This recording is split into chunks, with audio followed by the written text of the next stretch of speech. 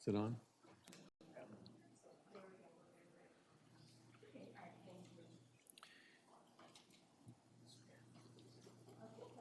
Okay, thank you. Probably Dave is someplace else in the freeway stuck, so I'm gonna start the meeting call the meeting to order for April 9th for APCD and roll call. So, Board Member Bennett? Board Member Blatz? Here. Board Member Evans? Here. Board Member Huber? Here. Board Member Long? Here. Board Member Parks? Here. Board Member Ramirez? Here. Board Member Rollins? Here. Board Member Zaragoza? Here. Chair Pollak? Okay, and he's probably out someplace on the freeway. So our next item is Pledge of Allegiance. Mr. Rollins, can you help us out? Sure.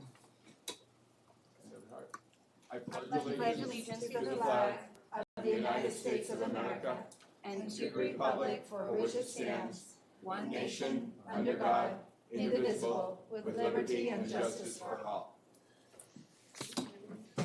Thank you. Our next item is the item number 4 is the minutes of the meeting of the Air Pollution Control Board for Tuesday, February 12, 19.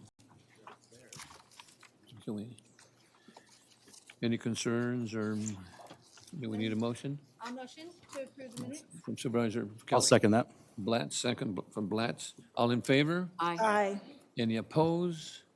Okay, that's approved. Our next item number 5, is agenda review. Do we have any concerns or any would like to share anything on the agenda? Consent? No? Motion to approve the agenda. Blatz, Yes. second by Rollins. Second. All in favor? Aye. Any opposed? Okay, so I don't have any public comments. Oh, we do? Okay. Okay. Public comments, we have Russell Sidney.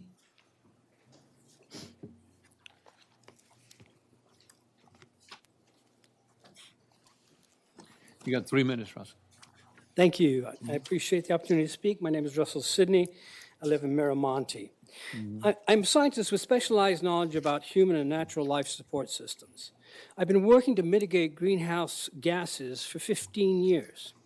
The progress on greenhouse gas reduction has been very, very slow, especially with the critical turning point coming up in about a decade.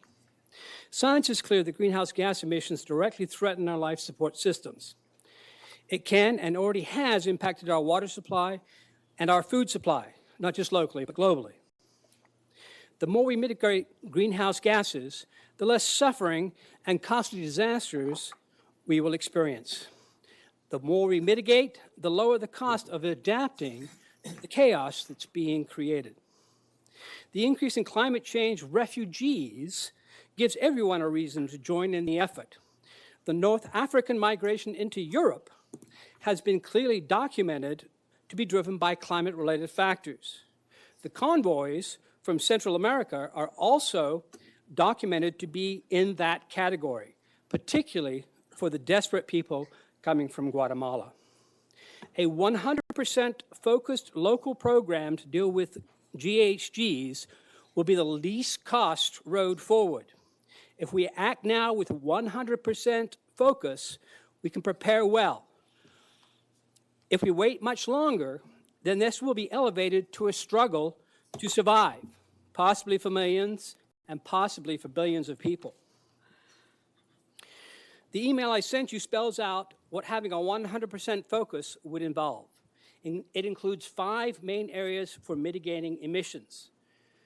Vehicle emissions, with electric vehicles being the most developed solution, followed by biogas through the CNG path, and hydrogen captured from renewable peak electric generations.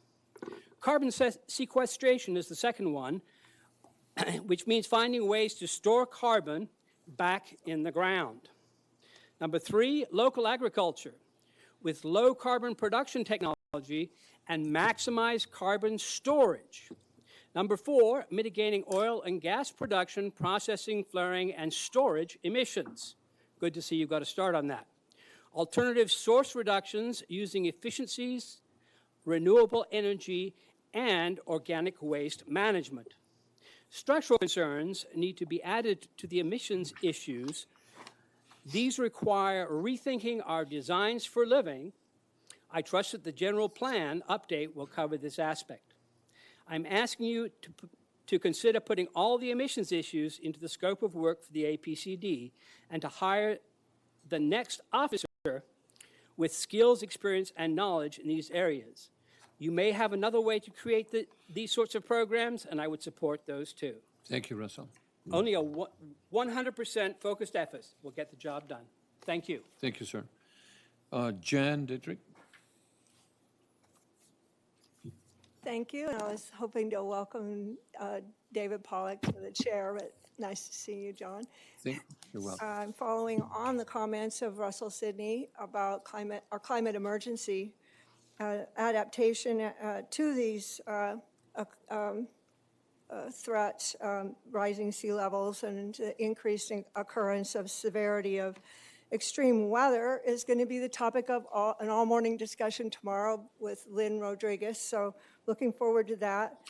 From our vantage, speaking on behalf of our 350 Ventura County Climate Hub chapter, I echo what Russell says in wanting to see a more focused leadership for climate emergency mitigation because of the IPCC's warning of only having a few years left to make a difference. So we appreciate all the efforts for cleaning up the air, making it breathable. Beyond this, greenhouse gas pollution requires a more expedited and comprehensive agenda, like what Russell was describing. After I sent our letter to you yesterday, I kept receiving more endorsements from our members. We have 1,000 members in our Climate Hub. Most of the insights they shared were that our action sampler wasn't broad enough. I just ran into Michael Powers in the hall and he said, we're doing a lot of those things. And so this is an agenda that we're taking to all 10 cities in the county as well as to the county. So that's what we mean by comprehensive. Well, for example, we did not mention in that list of possible actions the REACH codes for building efficiency. We did not mention how the use of oil and gas that is produced in our county is contributing to global warming. Ultimately, the combustion calls for programs to convert faster to renewables. Today's EV report lacks a context for reversing transportation sector emissions in the next few years. These model ordinances are things being done elsewhere, but we need like a much higher profile of leadership from the county to get this done and acting now so that we become an example for other jurisdictions. So we're proclaiming our county's greatness throughout the state with the Sierra Club, with the 350 Convergence, but with the SOAR, with our renewable energy default, with the now with the wildlife corridor. All these things have benefits for the climate. Our county's unique diversity and size, as Supervisor Bennett has repeatedly said, is ideal to demonstrate so many more impactful climate emergency actions. Thank you very much. Thank you. Thank you, Jan. So my understanding that's all the public speakers. Is there anyone else that wanted to speak? Okay. You got caught on the freeway, right? I know, and I hate being late, but my excuse is Balcom Canyon. Did not anticipate it would take that long to get here. We blamed it on the traffic, so stay with the traffic. Exactly. All right, so we're on item number 7, board comments. Are there any board members that would like to comment?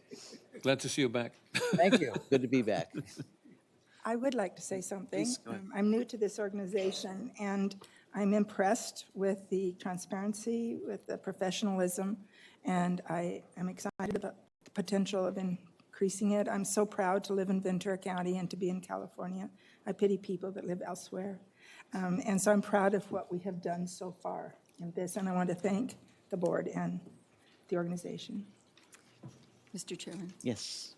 thank you for the opportunity. I'd like to ask our executive director for some response to the two public comments we heard this morning, and to see whether or not or how we would go about perhaps accomplishing some of the things they requested, and also what are the limitations of our enabling ordinance, our charter, and whether or not it's possible to modify them.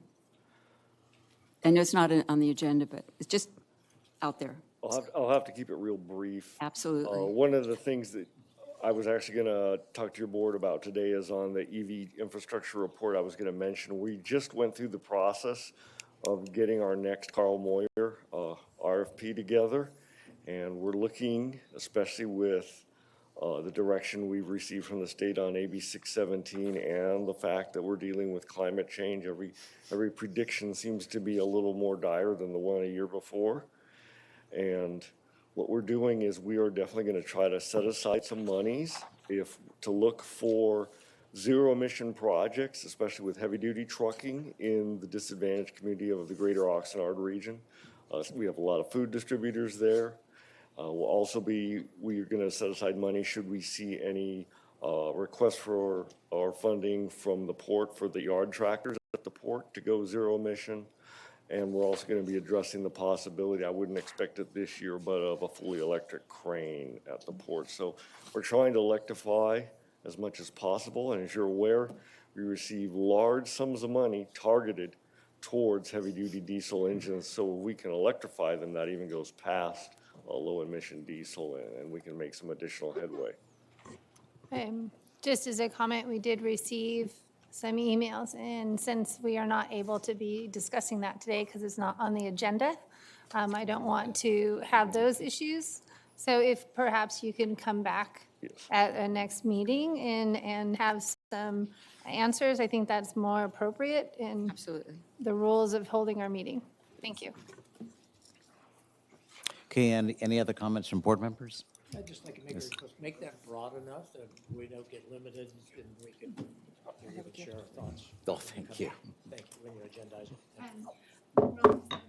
I also would like to suggest that you add Fillmore and Piru to the high use of large trucks, because Oxnard often gets noted because of the intensity of population. But man, do we have trucks stopped on our highway, lined up. And I'd love to have some kind of a test there to see the degree of that so that we can move ahead. Thank you. Okay. Was there another comment? Yes, Mr. Villegas. One of the ongoing issues in the coastal communities has been the recent concern regarding the Indy plant in Oxnard. And I know that the Ventura County Board has done some work on it. Maybe perhaps in a future meeting, you can give like a little update as to, the status of like some of your research and how it affects some of the concerns of the community. On the Hueneme odor issue, certainly. Yes. Thank you. Okay. All right, if those are all the board comments, we'll move on to item 8, which is our sole consent item. And I understand, Mr. Villegas, we need to correct a date on item 9. It was supposed to be ending in 2020 instead of 2021, correct? I'm sorry? It would be ending, the terms would be ending in 2023, January 20. They would be consistent with the supervisor's appointees to the advisory committee run concurrent with their terms. Okay, got it. All right, so with that change, a motion would be in order to approve item 9. So moved. Second. A motion and a second. All those in favor say aye. Aye. Opposed? The item is approved. And we're on to our regular agenda now. Item number 10, presentation of a service award to Ali Lakandar Hamina for 30 years of service at the Air Pollution Control District. Yeah, just to let you know, Mr. Lekdar Hamina was unable to make it today, so he requested I'll be giving him a certificate as soon as I get back to the office. Understood. Thank. Okay, so, Mr. Chair, yes. will he be able to come and for At the a- future to be He acknowledged? asked me to give him his, He doesn't want to be acknowledged by the board in public. I'm open to Shy, either way. I get it. Right. So we commend them for 30 years of service. Yes. I think And please pass on from Pass the it on, board please. that we appreciate his service Absolutely. for our community. it's a long, long time. And Mike, if possible, I'll be happy to come out and present that to him Sure. personally. Yeah. All right, item number 11 is a public hearing regarding adoption of proposed amendments to Rule 2 definitions, and find that the proposed amended Rule 2 is exempt from CEQA, and direct the Air Pollution Control Officer or his designee to file a CEQA notice of exemption pursuant to CEQA guideline section 15062. So, Mr. Villegas. Yes. As your board is aware, in our efforts to reduce ground level ozone, we follow a dual strategy to reduce nitrogen oxides and reactive organic compounds. This action today deals with the reactive organic compounds, as we refer to them as ROCs. To reduce ROC emissions from many types of operations such as parts cleaning, coating, or adhesives, air districts such as ours set ROC concentration limits for many of these products, such as solvents, paints, and adhesives. These limits place a cap on the amount of ROC compounds that these products can include. And the concept is that the product manufacturers then work to reformulate products with a low ROC content. And what they do is they use other compounds that have a low potential to form ozone. And this low potential to form ozone is referred to as low reactivity. Rule 2 includes a list of low reactivity compounds and defines them as exempt compounds. The flip side of this definition is if it's an exempt compound, it's not defined as an ROC. And these are the compounds that these product manufacturers use to reformulate their paints, solvents, and adhesives. Today, staff is proposing to add 9 more compounds to the list of exempt compounds. Staff has reviewed the toxicity, the global warming potential, and the potential for stratospheric ozone depletion. And these 9 compounds have lower toxicity, global warming potential, and the potential for stratospheric ozone depletion as compared to many of the compounds that they're going to be replacing, and in some cases, significantly lower impacts. The rule action has 3 main benefits. First, it's going to allow the regulated community, especially the product manufacturers, additional options to comply with the ROC content limits, which in turn could lead to the feasibility of products with even lower concentrations of ROCs in the future. In addition, it's going to align our rules with the definitions in the regulations from the United States Environmental Protection Agency and other neighboring California air districts. And lastly, staff has added chemical abstract service numbers to each compound to improve the clarity of the rule. We conducted a workshop on February 5th and received support from industry. We received 1 comment from an advisory committee member dealing with our Table 1 in the back of the rule on global warming potential, noting that it was outdated. And we agreed that it not only was it outdated, but it was no longer needed in our rules. So we're proposing to delete it at this time. On February 26th, the district's advisory committee unanimously recommended approval of these amendments. And we did receive 1 late comment last week from California Air Resources Board staff. It's non-substantive. We let them know we needed to research the issue, and we would make any amendments with our next change to this rule if appropriate. And that's all I have. Be happy to take any questions. Any questions on this item? Okay, so I'll go ahead. I have a question. Thank you, Mr. Vegas. Quick question. Why, this is making our rules consistent with federal rules, is that correct? Yes. Okay. And Are those federal rules, did those just come into place or have they been in place a while? My question really is, why are we doing this now? And is this just in the process of when the federal rules changed and we're getting around to it after our workshop? Or how long ago those federal rules changed? And Some of the rules, this process of adding compounds to the list kind of comes through the federal EPA at various times during any year.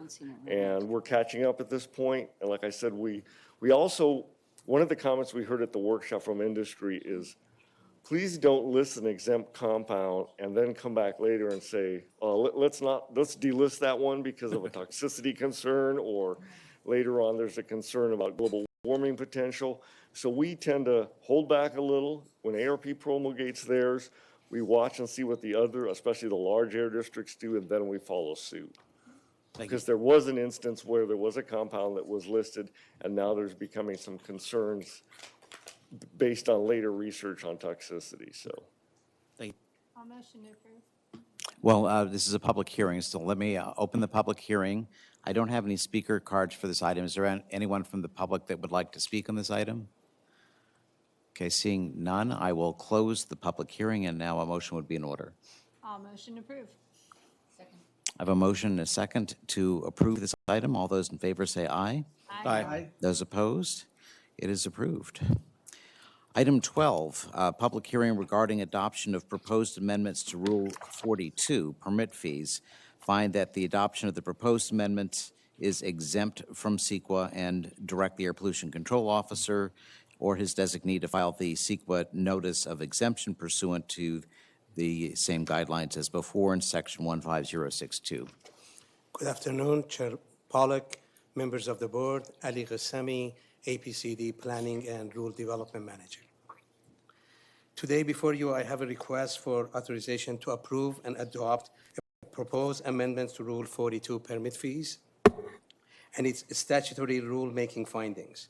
I request your board to find that the adoption of the proposed amendment is exempt from CEQA and direct the Air Pollution Control Officer or his designee to file a CEQA exemption notice pursuant to CEQA guidelines. I also request your board to direct the clerk of the board to forward 2 certified minute orders and affidavit of publication of the public hearing notice to the Air Pollution Control District. Before I start, I would like to provide you with the background. Rule 42 actually sets fee rates for the following categories. It provides the fee rates for permit processing fees, filing fees, and annual permit renewal fees. Permit renewal fees are charged on annual basis, and it only applies to facilities with equipment large enough to require a permit from the district. What kind of authority do we have? California Health and Safety Code provide authorization to the Air District to adopt fee rules to cover the cost of implementing programs related to the stationary sources only. Also, government code provide procedures by which the Air District or school districts can actually charge, are allowed to charge service charges, fees, or assessed fees to cover the cost for their programs. What we're going to do with the money, what are we doing with the money we collect from the facilities? The money that we collect, it covers the following programs: permitting and source testing, rule development, planning and inventory, inspection and enforcement program, and overhead. As you will see, the monitoring program, which is one of the programs at our district, is not funded by these fee renewal fees. And the reason for that is, for the monitoring program, we collect and analyze data for both mobile sources and stationary sources. That's why this program is funded by AB 2766, which is the $4 DMV fees, and also 50% by federal fund. What kind of effort, actually what progress and effort have we made to reduce our cost? We have reduced our cost on drastically, gradual decrease our cost for on salary and benefits. That's why, for example, our staff has been reduced from 64 full FTE in 2002 to currently 47 FTE. Out of these 47 FTE, we have one air quality engineer and one fixed-term engineer that they are being paid through the administrative fees that we are collecting by implementing incentive programs. And also, out of these 45 remaining, we have one fixed-term software developer that we are actually being funded through the general operating budget. We will be reducing our cost through the new building that we purchased. And right now, currently, we are renting the first floor of our building, new building that provides us with some rent revenue, which is added to our revenue as well. We gradually reducing our cost, continuously reducing our cost for equipment, computer, cars, and this is by utilizing our equipment to the full useful life. What are the proposed revision? We are increasing our permit renewal fees by 3.5%, but which is lower than the CPI of 3.8%. And then we have about 1,400 permitted facilities, permitted equipment, of which only 900 of them, they just pay the minimum fees.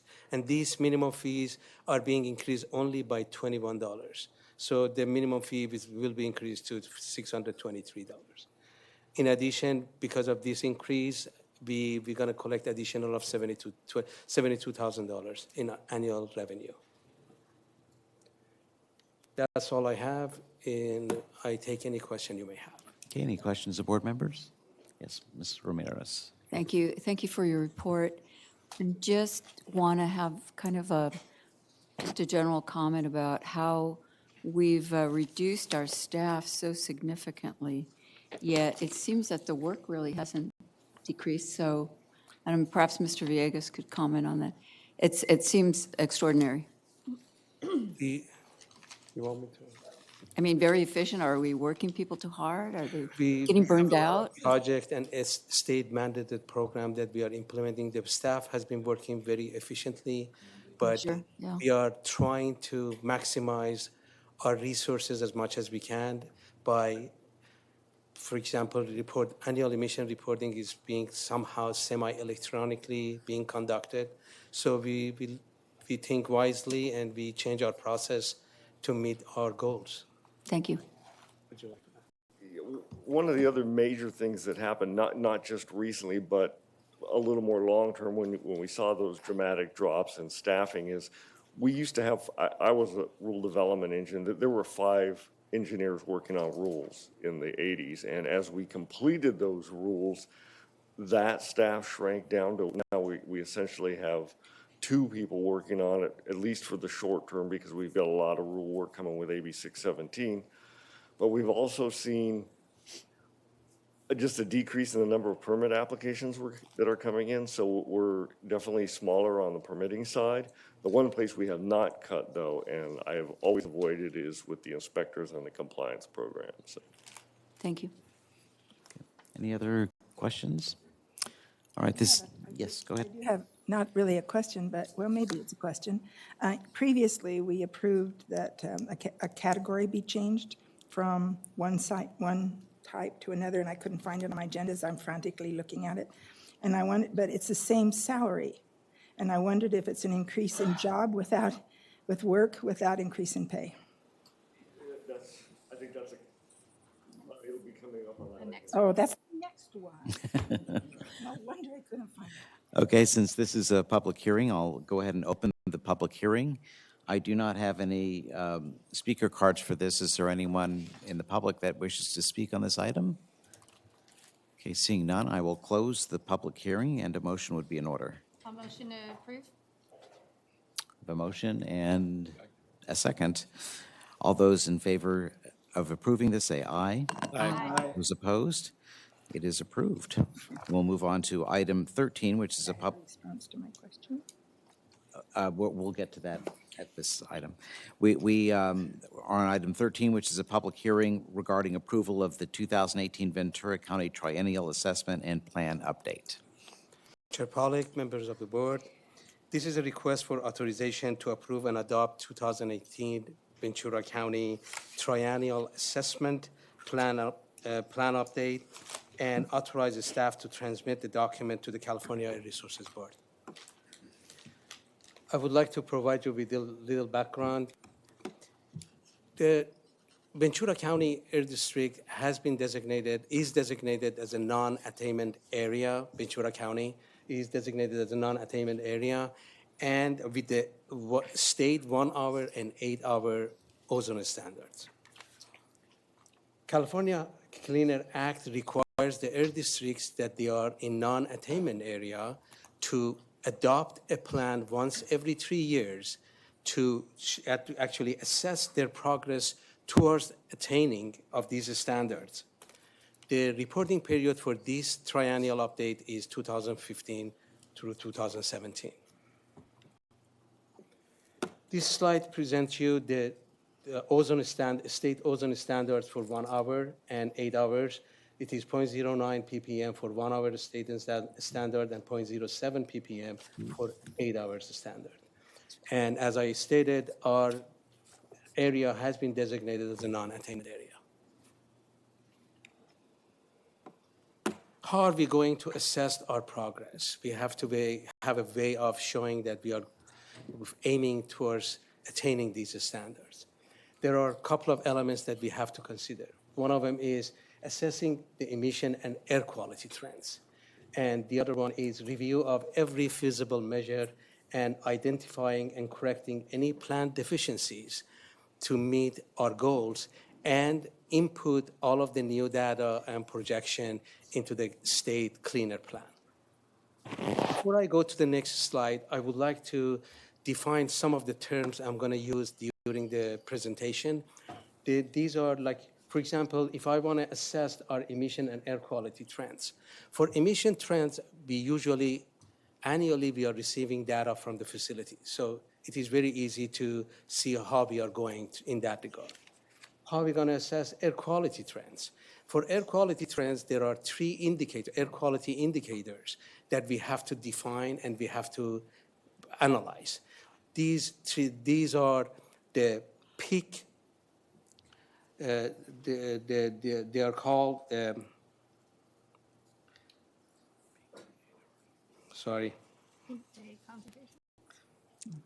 assessing, okay,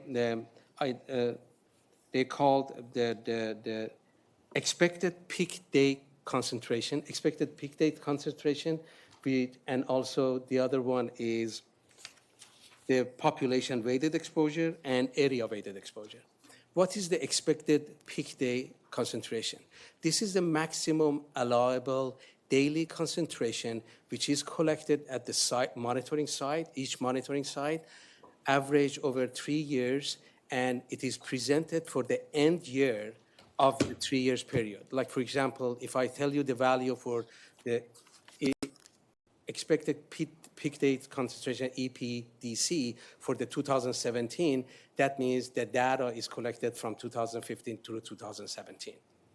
The other one is population weighted exposure.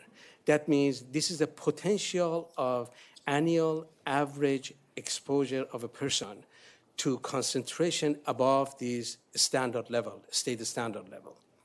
Expected area weighted exposure. This is exactly the same as populated weighted exposure, except it is per unit area. That means we know the concentration in the census tract, and then you know the square footage of the square meter, kilometers of the census tract. You multiply it, you sum all of the census tract in Ventura counties, and divide it by total square meters, square kilometers of the Ventura County. So you get the exposure per unit area. Now, as you see this picture, this slide is present the 1 hour ozone EPDCs for 1988 through 2017 for each of our monitoring stations. As you will see, we have done remarkable the progress to reduce this the peak day concentration. In a way that, for example, if you look at the Ojai, El Rio, Pyro, and Thousand Oaks, they are all below the 1 hour standards limit. And CB Valley is the only one above. The next slide is the same thing, EPDCs for 8 hours ozone standards. And as you will see, the El Rio is the only one that we have below the state standards. This slide presents the percent reduction in expected peak day for 1 hour standards for in 2017 as compared with 1988. As you will see, it ranged from 36.4% in Piru and goes as high as 47.4% in Simi Valley. The average 1 hour reduction was estimated to be about 42.8%. Next slide is the same thing, but it is based on the 8 hour ozone data, and it ranges from 31.7 in Piru, and it goes up to 44.1 in Simi Valley. And the average 8 hour reduction from all of these stations was a little bit over 39.5%.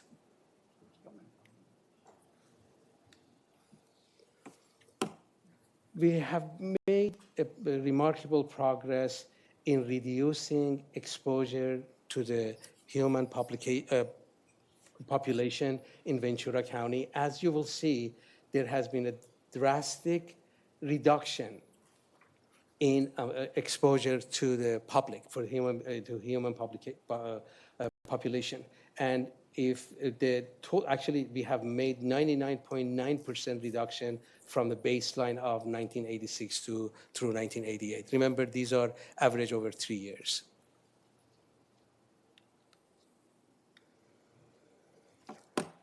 The population, this slide regarding the population, the same population weighted exposure, that's for 8 hours. Still, we have made great progress. The average, the decrease is 78.6% from the baseline of 2006 through 2008.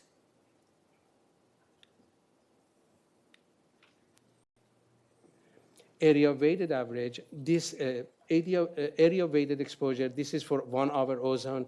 It is the same as population. You will see that we have done drastic reduction, and it is again the same 99.9% decrease from the baseline of 1986 through 1988. The next slide is the same data, but it is for the 8 hours ozone. But remember, this is per unit area, as I explained to you, and these are average over 3 years, and it is based on the concentration in the census tract, and you sum them up, divided by the total square kilometers of the Ventura County. But the amount of degrees, we had about 56.1% decrease from the baseline of 2006 through 2008. To me, this is the most important slide. It gives you the ozone concentration in Ventura County. We have made remarkable progress. If you see from this slide, in 1988, for a 1 hour ozone, we had about 135 exceedance days that we were over standards. And for the 8 hours standard, we had about 173 exceedance days. And as you will see in 2017, we have about 2 days for 1 hour ozone, and we have about 22 days for 8 hours ozone. And the reason for these exceedance in 2017, we have had more frequent, long-lasting, high-pressure atmospheric pressure in the county. And this is because of the hot summer that we had. And at the same time, if you notice, the population has been increased by 33% since 1988. So our population has been increased, but still we are in the progress of reducing the ozone concentration in Ventura County. The same thing for ROG and NOx emission trends has been uniformly going down consistently. And if you look at it, the ROG is going, the reduction is about 54.5%, and NOx is 78.8%. One other element is, one of the other element that we have to consider for assessing our progress towards attaining the standard was to actually identify, enhance, and adopt every feasible measure. This is based on this study, we have identified that there are 6 rules that needs to be amended and being enhanced, and also 2 new rules has to be adopted. These rules are being tabulated in the next slide for your information. And we are expecting to adopt them the latest by 2023. We had a public review process of 30 days, public review process. We did not receive any comments. On conclusion, ozone levels have been continuously being declined despite of increasing population and motor vehicle. This is the same for ROG and NOx emissions. Staff is continuously looking at all of our rules and all feasible measures to see if any of them has to be enhanced or amended, or there are new rules that have to be adopted. This is the adoption schedule, which is for today, and this is all I have. I'm ready to answer any question you may have. Okay, any questions? It was a great movie. Thank you for that. All right, this is also a public hearing, so I will open the public hearing. I do not have any speaker cards on this item. Is there anyone in the public that wishes to address us on this? There is a question over here. Okay. First of all, I want to commend you for the outstanding progress Ventura has made over the past 20, 30 years. Thank you. Just, I noticed that like they do testing on most of the cities in the county inland. Am I to assume that there is no ozone effect to any of the coastal cities? I was noticing like Ventura, Oxnard, El Rio.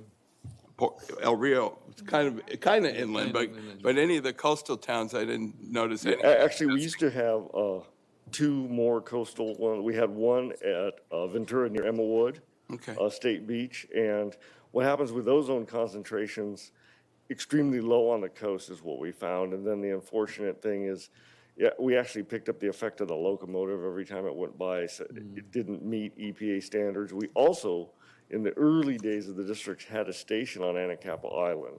And once again, we found no ozone out there. So consulting with EPA, the representative station for the Oxnard Plain is Rio Mesa High School now. So the people, the coastal communities can Generally rest safely. Yes, they generally have excellent air quality. Fort Hueneme is safe. And Mr. Villegas, you'd indicated the answer to Ms. Edmonds' question. That's not yet. Was in this item, or? No, it will be an item, I think 16. Oh, an item 14, okay.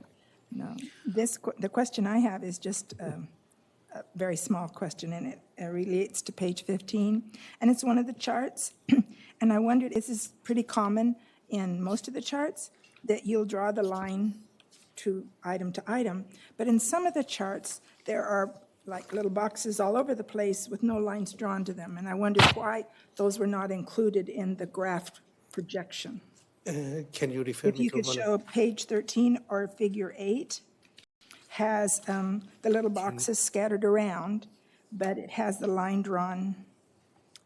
If there are box to line box. drawings, that shows the state. Usually we make a comparison. Every time you see any line, in that slide, you are making a comparison, like how well we are doing, for example, with the Right. 1 hour is ozone standards. Right. And this one shows the, if you remember, one of the assessment that we have to do, we have to show our progress is to find out, for example, what is the expected peak days. And these peak days are being collected at the monitoring stations, and it's being averaged out. And then when you do averaging and you do it for each station, you want to show how well we are doing in attaining the standards. And suddenly you will see this. For 8 hours standard, like the next slide, you will see the same. There is an 8 hours standard. If my slide 2 shows you that 1 hour standard is 0.09 and 8 hours is 0.07. So we make a comparison. Okay. And if there are bars that you will see, like those bars shows you the percent increase, it was best to show it that way. We could show it different ways, but that was for presentation. No, That I was the- understood that. My question, though, is with figure 6 on page 11. It shows a trajectory, a downward trajectory, but it also shows a whole bunch of little boxes popped around. And I Oh, wonder, those are, okay. yeah, If you see those dots, those are the numbers, the values for each year. Then you're going to go and average it and use the average. Okay. So you draw the line for the average. okay, thank you. So it's raw data versus Yeah, the weight. yeah. And then there was one more question. Oh, yes, and this is A.3, Rule 74.10. And that has to do with the underground crude oil and gas pipes. And many of the cities, I know Fillmore is one, and I assume other cities too, that live in oil areas where the pipes go underneath the city. And those are rarely monitored, hardly ever, and pretty much ignored. And I wondered what the testing for those is or will be. I guess, let you know, our Rule 7410, which we're going to analyze to make sure it meets state standards, which we have to do under the California Cleaner Act, we are responsible for monitoring all the components above ground. So, we do not have a method or jurisdiction for underground pipelines. And as you're aware, yes, we had a lot of oil development in the past, and, if you're around Ventura, you'll notice, you'll see the signs, pipeline underway, pipeline. So, yes, we do not have the ability or the jurisdiction to be checking those. Who does? I Probably think there's a Obama. Federal Pipeline Safety Administration, but I'm not. Thank you. Dogger, Okay, and we have a local office here. okay. We would have to Does Dogger have a local on office? that. Dogger has a local office Yes, they do. you can contact. Great, thank you. I have a question. Yes, Ms. Ramirez. Thank you. Just a question about the relationship of all of this information towards public health. And I know that's not necessarily our jurisdiction, but is there some place to find out what the impact is? I know we have a general statement, these are hazardous to human health, and in Oxnard, we have the highest rate of asthma in the county. And according to Cal EnviroScreen 3.0, Oxnard is one of the most heavily polluted areas in the entire state of California. It's at 98%. So I'm just wondering if there's a way that we have, or you know of, that we coordinate this information about what are the pollutants, the contaminants. Great job we're doing, but how does it relate to public health? I think, When you look at the Cal EnviroScreen numbers, the total number is based on all the different scores, and many of those are demographic. When you look at the ozone values for the Oxnard region, they come out very good. I think they're in the 40th percentile roughly. Same with particulate matter. When you look at the exposure scores in Oxnard, obviously being an agricultural area, we have a high score with respect to pesticide application rates. But when you look at the other scores, the health-based ones, that's where Oxnard, there's I think 2 or 3 census tracts where there is a high utilization of emergency room services for asthma. And the state has said, they're inviting comments saying, could this be partially an effect of lower income families not having a regular physician? They're not sure. So really, we're looking for a solution to this overarching issue in Oxnard with the asthma rate, and I'm going to cite, I have a meeting coming up with Dr. Levin, and we're going to look at asthma outreach. We know that diesel particulate, potential causal effect with asthma, so that's where a lot of the focus of our Moyer monies are going to be going into that community. And that's why I also mentioned that we would like to see some zero emission, because that community with the high asthma rate also does have a number of distribution centers, and you see heavy-duty diesel trucks associated with that. So that's kind of the approach we're taking at this time. Those census tracts I know are in South Oxnard. And actually, the interesting thing is the elevated asthma rates are more central and to the north, which is really perplexing. But it's, EPA has told me one of the best things you can do is education of the families with, family members that have asthma, and that's something we want to work with Ventura County Public Health on. Thank you. Mike, is that in the Colonia area? Some of it is, yes, in that area. And, there's been, I've rattled my brain on trying to figure out what could this be, but I know there are instances of substandard housing. I remember seeing a slide at Oxnard City Council on some public housing that was due to be replaced. I certainly saw, there was a shower stall there. I wouldn't have stepped in. So is it mold? There can be a lot of different reasons, and we've just got to, we're going to turn the knobs we control with diesel particulate, and certainly work with We public need to health. work on that as what, Okay, thank you. I do have one question having to do with diesel particulate. Is there ever an opportunity that we can require trucks that go on 126 to have diesel conversions? Actually, the California Air Resources Board has a suite of regulations for heavy-duty diesels, and they are modernizing those fleets. Basically, what they're doing is they're taking the old, dirtiest trucks. There's impetus to pull those off the road and get people in newer, low-emission diesel trucks. And they're also looking at, the state is actually considering, as we have on light duty, in essence, the smog check program, they're looking at in-use compliance testing also as a possibility. So that would address that. Does that include truck stops? They would check for that, or that would be? It would be the trucks in general, but. Trucks in general? Yes. Because I know many trucks go up 5 and then hit 101 and then come on 126 to avoid the truck stop. So they come polluting and overfull with poor brakes. So is there any way to? That I'm not sure on that. I think that's kind of a mix of the California Highway Patrol. Okay, thank you. Similar issue on the 118. Couple questions too, if I can. One of them is looking at a lot of extra truck traffic we have. For example, with the Woolsey fire, you've got thousands of trucks a day permitted to go to the waste management landfill. And if those, if there's anything we can do in terms of trying to decrease the diesel emissions.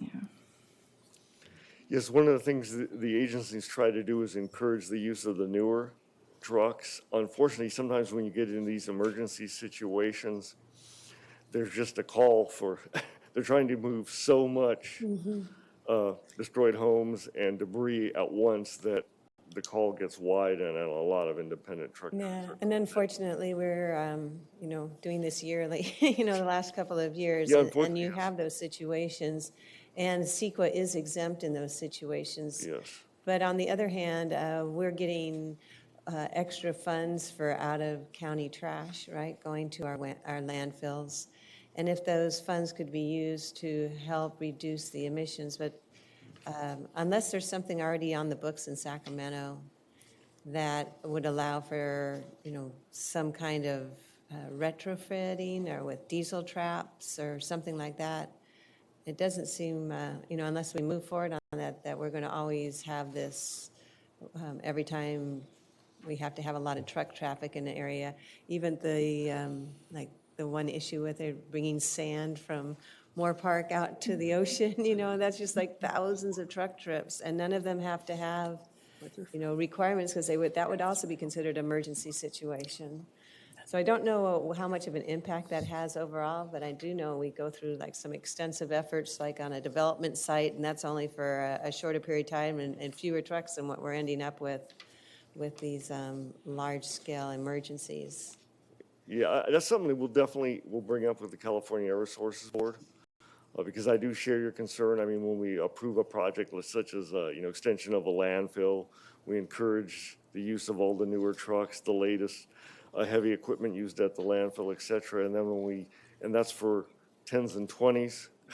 And then when we start doing hundreds, it's an emergency. So, and like you said, these fires seem to be bigger, more destructive, and more often. I know we had a presentation at SCAG on the biofuels, right, running instead of diesel trucks and how that also can reduce it. But that is something that'd be nice to find a way to resolve. And the other question I have is just kind of looking at the ozone concentrations. Are they related, do you think, to the freeways like Simi Valley, Thousand Oaks? We've got the 23 freeway. Ojai and Piru don't have that, and so is it directly related, do you think, to the freeways? I think the one thing I thought is, when you really look at, our rules have been very effective at reducing emissions where you have large population centers from the stationary source side, because that's where the businesses are.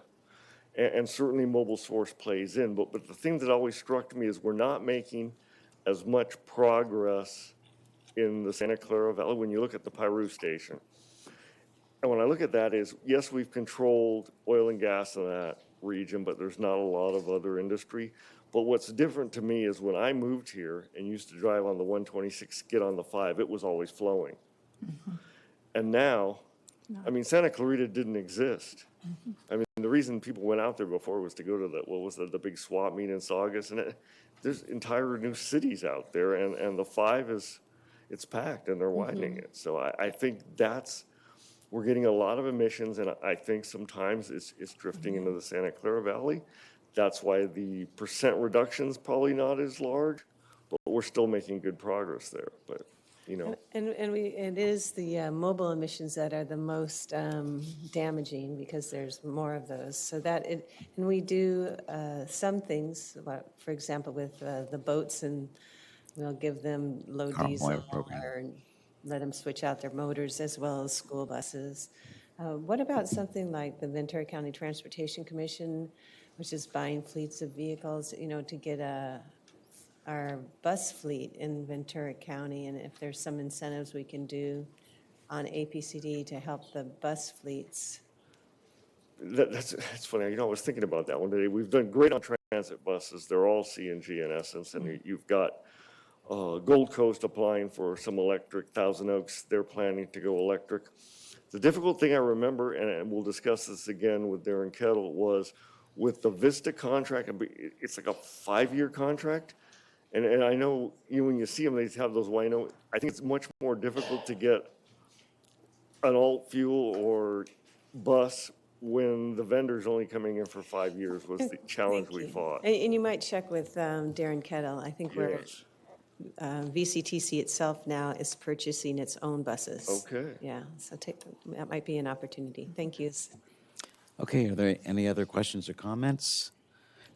So I'll go ahead and, do we have a public speaker on this item?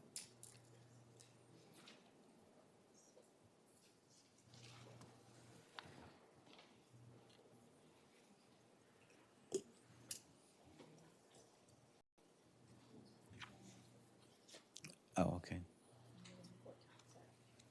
Okay. All right, Leslie Purcell.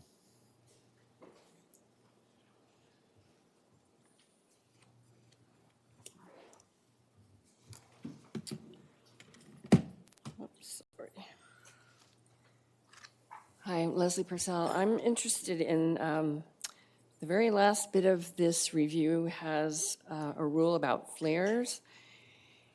And it's a bit over my head. I looked up 40 CFR 60.18, but anyway, I'm in favor of as much cutting back on flaring as possible. And I think I spoke a meeting ago about meeting a Texas oil engineer who said they are not allowed to flare all the time in Texas like we do here.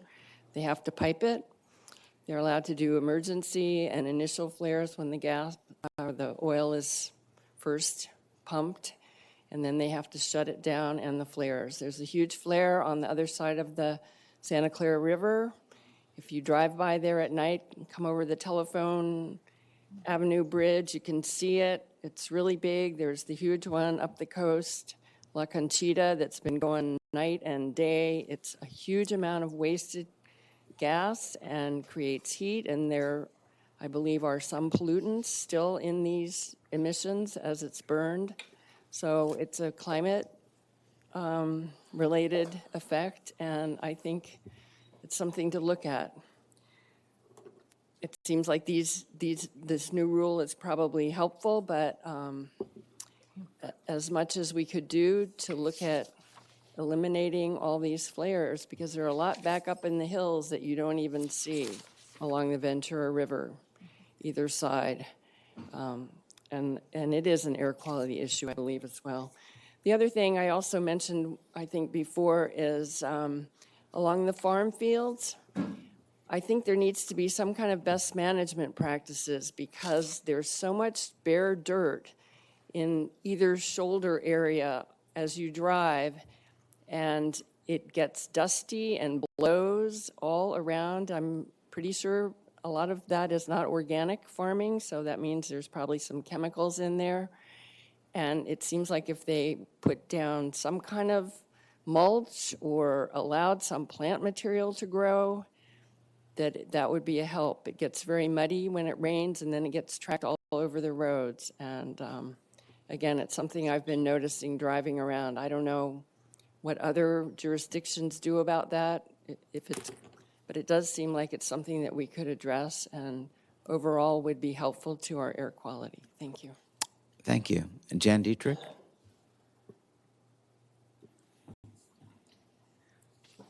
Yes, hi. I just wanted to sort of reiterate my interest in seeing something major, much more major, done about the flaring. I'm in the West County area, and we drive past these massive flares. So I have a solar oven that opens into my kitchen. Carmen's seen it. And I don't cook unless the sun's shining. And I really try not to use my burners. I have an induction burner, but how demoralizing to be trying to use as little natural gas as possible in my home, and then being an advocate for the decarbonization of all the houses in the state, and following all these hearings all up and down the state, which are happening right now, about how to get the natural gas out of houses. And how many houses does one flare represent? And yet, when you read the actual code from the Railroad Commission of the state of Texas, it is very clear. We should just adopt their policy. And then as far as the electric buses are, I wanted to share with Supervisor Parks that our transportation team of the Climate Emergency Mobilization for the county has met with the planner for Gold Coast, and he's very excited to have our support for electrification of the buses in Gold Coast, and I'm happy to hear. And also seeing the leadership of Manuel Minjares and the op-ed that he did in the Star 2 Sundays ago about the need to get people out of cars by every means. So those are good directions. Thank you. Thank you, Jan. Any other public comments? Okay, I will close the public hearing. And Mike, did you need a motion on this? It's just an information item? I'll move to approve. Okay. Okay. So a motion would be in order to approve the plan update? Board Member Ramirez. Okay. All right. I will. I was going to defer to you, Supervisor Long, but. Okay, a motion by Board Member Ramirez, a second by I'll second. Board Member Long. All those in favor say aye. Aye. Aye. Those opposed? Okay, the plan is approved. Okay, we're on item 14, which is approval of an authorization for the Air Pollution Control Officer to execute the Second Amendment to the grant agreement with Environmental Engineering Studies, Inc. for the continued implementation of the Voluntary Accelerated Vehicle Retirement Program for an additional $100,450 for a total contractual not-to-exceed amount of $326,400, and to extend the project date of completion to no later than December 31, 2020, and authorization for the auditor controller to process the necessary accounting transactions. Welcome. Good afternoon, Chair Pollack, members of the board. My name is Danny McQuillan, and I'm an air quality engineer in the Incentives Program and Rules Development Department, or Planning Department of the Ventura County APCD. Today before you, I request that you approve the recommended actions for the Second Amendment for the Voluntary Accelerated Vehicle Retirement Program. I'm trying to truncate this as much as possible. I know we are short on time, but in short, this program was originally approved by your board in 2017 and has been, the contractor continues to do a fantastic job administering this program in compliance with state guidelines and is a cost-effective manner and in a cost-effective manner. This program, the Second Amendment would increase the total vehicles that can be retired to 264. And this is going to utilize the $2 DMV funds in accordance with the Carl Moyer guidelines. It is considered cost-effective, and it's a cost-effective way at reducing criteria pollution and at reducing greenhouse gas emissions by taking these older, less efficient vehicles off the road. Okay, thank you. Any questions or comments? I have a quick question. Yes. Is this not changing the 1995 year, like, and prior for the, is this just expanding the program but not expanding the years? It is just expanding the program for an additional year and 82 additional vehicles. However, state guidelines published last year, which were adopted at the first amendment to this grant agreement, actually set the date of manufacture to 1997 and older. Good presentation. I move approval. A motion and a second. All those in favor say aye. Aye. Any Thank you. opposed? Okay. It is, I'm going to make sure I count here. Yeah, so we have 9 ayes. Chair Pollack, we actually, I know the Board of Supervisors has a 3 o'clock important item, and we have our budget at the standing committee. I'm a little concerned that we may be in. All right, is there, Move quickly on these last three, or? I can talk fast. Okay, let's talk fast. item 15, receive and file status report regarding the vehicle charging stations infrastructure program. Chair Pollack, members of the board, Stan Cowan, Air Quality Engineer. Board Member Parks requested an update on our program to install electric vehicle charging stations in the county. This program has been in effect since 2012. We've installed 52 level 2 chargers, which is the 4-hour charger, and 1 DC fast charger in various places around the county. I'm not going to go through the entire list. It is in the report that we attached to the program. Our annual budget is about $25,000 a year using the $4 DMV fees. We also have Clean Air Fund monies available for electric vehicle charging stations. This is a receive and file item, and I'd be happy to answer any questions. Any questions? How do you know that there are currently 5,000 plug-in vehicles in the county? It's based on the incentives that you can get from the state of California.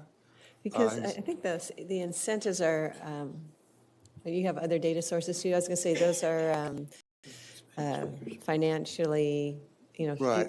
not everyone About qualifies. 75% of the vehicle owners use the incentives, so it's actually around 8,000 vehicles currently, electric vehicles currently in the county.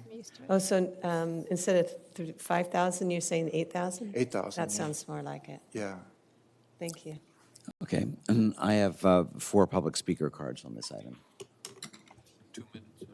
Yeah, well, so I'll call you each in order, and I would ask that you keep your comments brief because we're hurting for time here. So the first is Kent Bullard.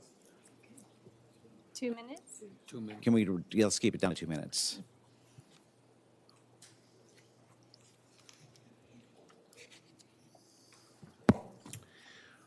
My name is Kent Bullard. I'm a resident of Ventura. I'm an EV driver, EV advocate, and sustainability supporter. One thing I'd like to do is invite all of you to come to the upcoming Earth Day events. We have one on the 20th in Ojai, and the 27th in Thousand Oaks for Arbor Day, and the 27th in Plaza Park for Ventura. We've seen many of you come to other EV and Earth Day events, and it's good to have your support, and I'm looking forward to seeing you guys again. I've been working with the EV Readiness Blueprint development with the Regional Energy Alliance and APCD staff. It's been really good experience. And one of the things that I did was undertook a project to ground truth the EV chargers and the ports and availability here in the county. Started out in the city of Ventura. As of yesterday, we have 526 locations where you can charge an EV in the county. And I've gone to every one of them, taken pictures, have it on a spreadsheet that'll be going out. It does show some are workplace charging, but there are many little hidden gems out there. But we do still have some gaps. Highway 126 corridor is pretty blank. There are 2 chargers at a Chevy dealer in Fillmore. There's 2 at the jail with Todd Ranch, and that's it. But you go to Thousand Oaks, there are 127 locations to charge there.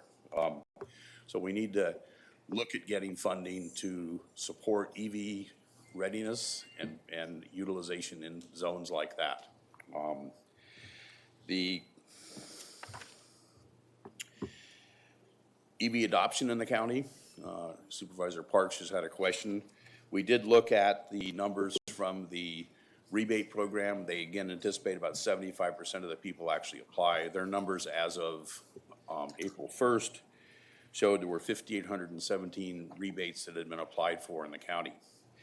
But if you go to the recently released DMV statistics by fuel types for the state, we can actually drill down county, zip code, and city. But they're recent. Mr. Bullard, let me have you sum up because we have a number of speakers. There are 8,639 EVs driving in the county right now, so we can get those numbers out to you guys.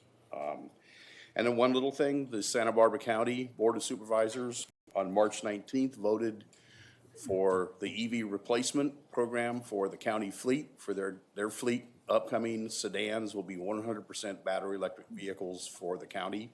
That's going to put 55 vehicles on the road, and that's the Board of Supervisors stepping forward to make a difference. So I hope that you guys will encourage GSA to do the same thing for this county. Thank you. I have Sue Williamson, and then after that, Russell Sidney.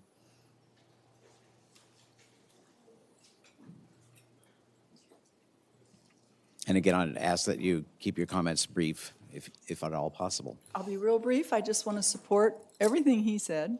We also in Ojai could certainly use some more fast chargers. I've been seeing more and more Teslas around.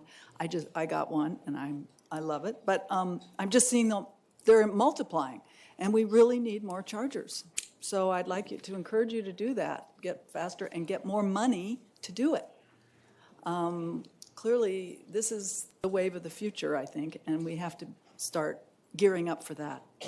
And also, I'd like to see update your mandate to include greenhouse gases. I don't know why you're not, I mean, ozone studies are great, but what about greenhouse gases? That's what's killing us, so hope you'll do that too. Thank you. Thank you. So Russell Sidney and then Jan Dietrich. Thank you again for the opportunity to speak.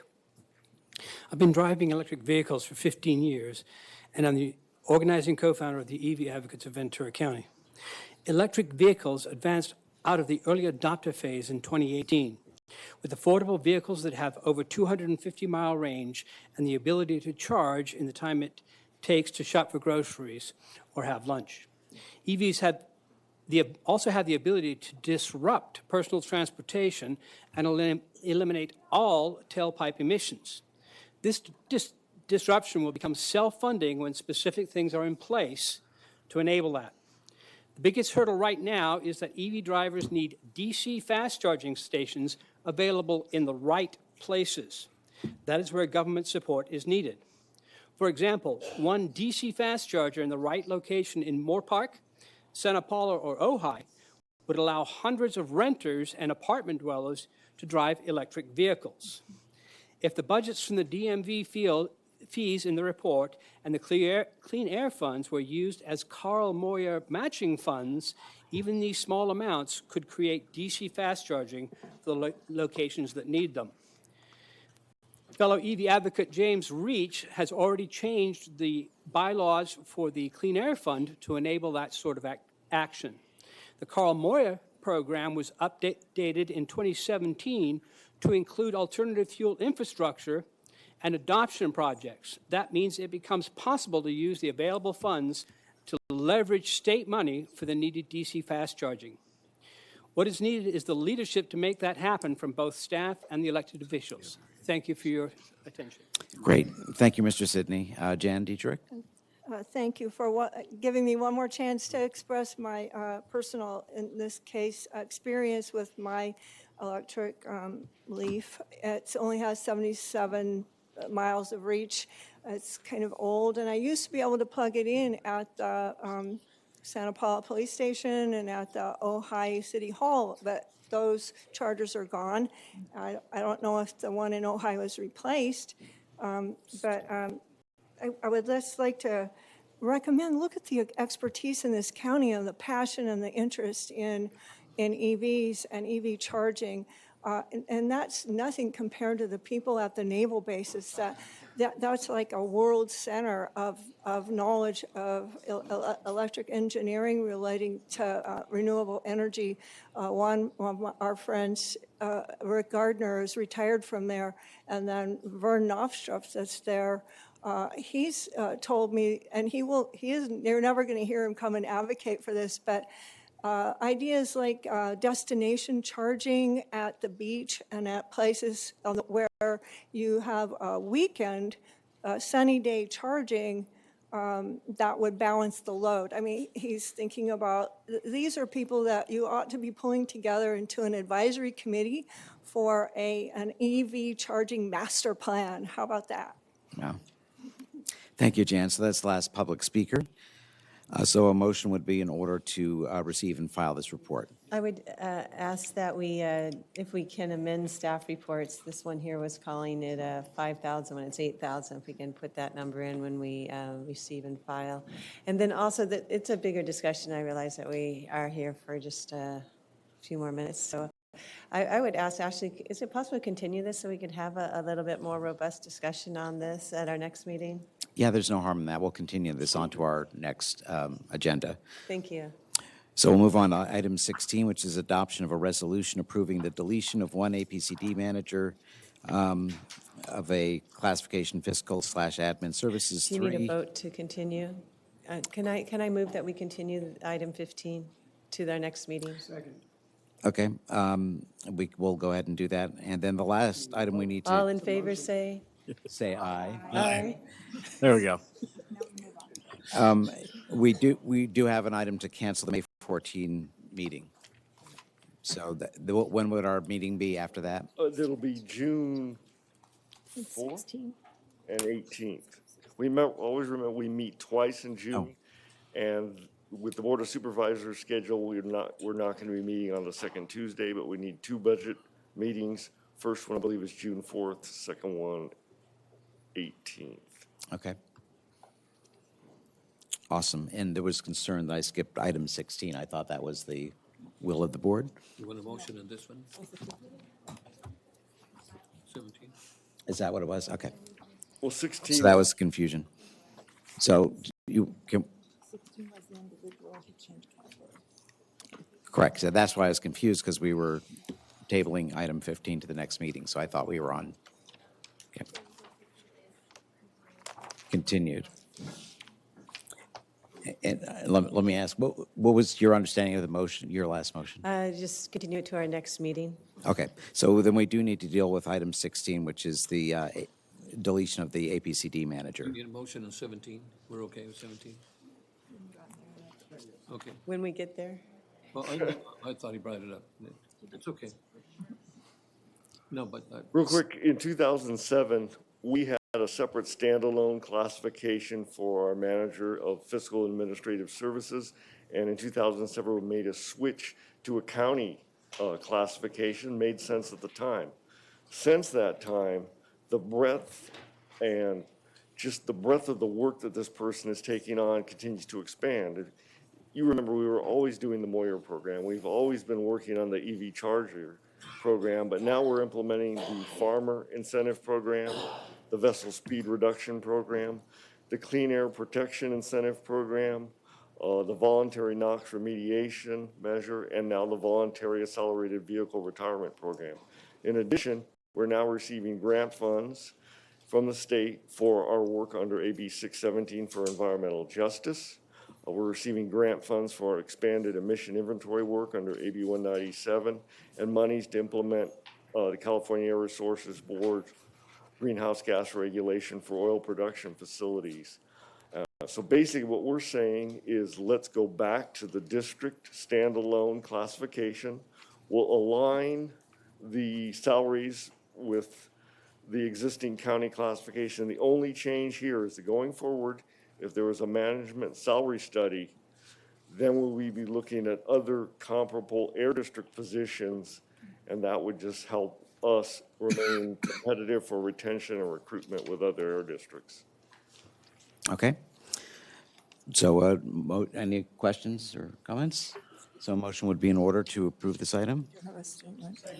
Real fast. So my question that I asked way out of order was, are we changing the category, asking the person to work more with the same amount of money? But if I hear it correctly, we will reclassify the position and then we can balance the salary to what that position is. Yes, precisely. Okay, I have a motion and a second on the floor. All those in favor say aye. Aye. Aye. Opposed? The item is approved. And then we are adjourned until our We have meeting in June. cards. Can we go ahead with the speaker cards? I motion to cancel the next meeting on May 14th. Thank you. Okay, I have a motion and a second. All in favor say aye. Aye. Aye. Opposed? Okay. And the Now we meeting. are adjourned until June. Thank you. Yes, we have. Okay.